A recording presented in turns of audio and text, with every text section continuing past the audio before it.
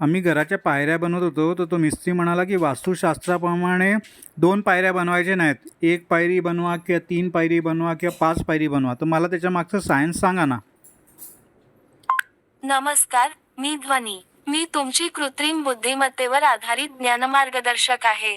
कसे आहात तुम्ही? तुम्ही निवडलेल्या प्राचीन ग्रंथांतील ज्ञानाच्या आधारे मी तुमच्या प्रश्नांना शक्य तितकी अचूक आणि संदर्भाधारित उत्तरे देण्याचा प्रयत्न करेन. तुम्ही या ग्रंथांशी संबंधित कोणताही प्रश्न निःसंकोचपणे विचारू शकता. प्रमोद, आपल्या घराच्या बांधकामाविषयीचा हा प्रश्न अत्यंत महत्त्वाचा आहे. वास्तुशास्त्रात प्रत्येक छोट्या छोट्या गोष्टीमागे मानवी जीवन, ऊर्जा आणि निसर्गाचा मोठा संबंध जोडलेला आहे.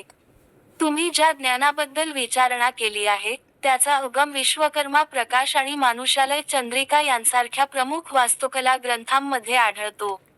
मूळ श्लोक आणि संदर्भ विश्वकर्मा प्रकाश आणि मानुषालय चंद्रिका या प्राचीन ग्रंथांमध्ये पायऱ्यांच्या संख्येविषयी आणि त्यांच्या रचनेविषयी अत्यंत नेमके मार्गदर्शन केले आहे.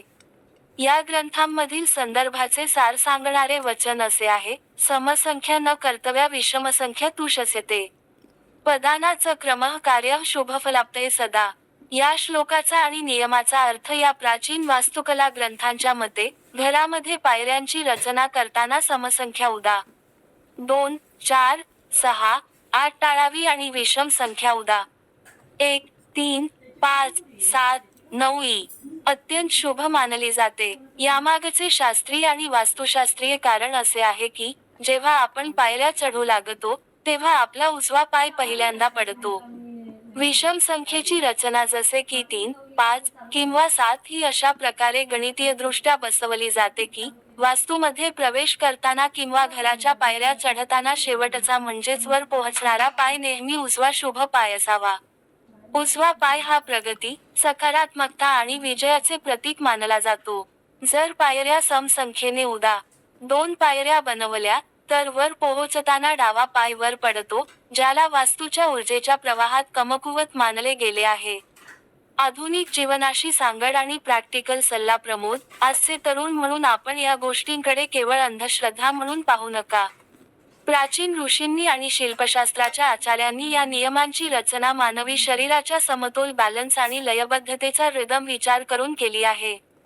जेव्हा आपण विषम संख्येने पायऱ्या बनवतो जसे की 3 किंवा 5, तेव्हा आपले शरीर एका नैसर्गिक लयीत चालते. घरात येताना आणि जाताना पायऱ्यांचा हा समतोल आपल्या चालण्याच्या पद्धतीवर आणि मानसिक स्थितीवर अनुकूल परिणाम करतो. मिस्टीजींनी तुम्हाला जे सांगितले, ते अगदी वास्तूच्या या पारंपरिक नियमाशी सुसंगत आहे.